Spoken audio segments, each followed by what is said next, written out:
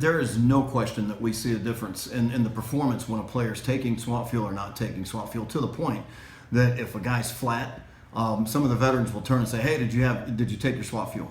And at halftime, and let's be honest, especially in the rigors of a long season, when you're in the middle of a 10, 12, when we make the playoffs every year, we're a championship football team. So we always play longer than everybody else. We're usually all the way to the championship game.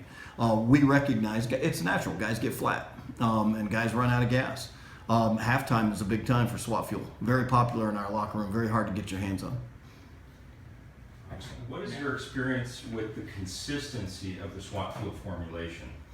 Yeah, the thing that speaks volumes about SWAT fuel, and that you recognize it immediately in the product. And again, you got to remember that we have athletes that come in from all over the country. We have Division I, Division II, Division III athletes, all different kinds, all different players, all parts. And they all come in and they've all got their own performance. They've all got their own performance product that they quote unquote swear by, that they've used in Florida or New York or wherever they're from.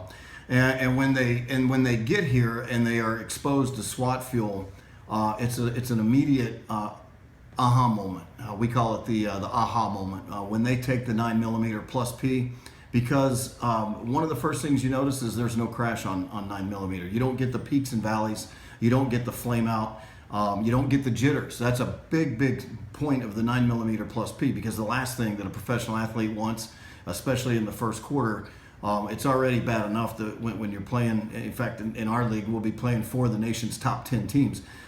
We've got our own built-in jitters. We don't need additional ones, and the guys swear by SWAT fuel because it gets you to that point and it's smooth sailing from there. And we get first quarter performance from SWAT fuel all the way through 4 quarters.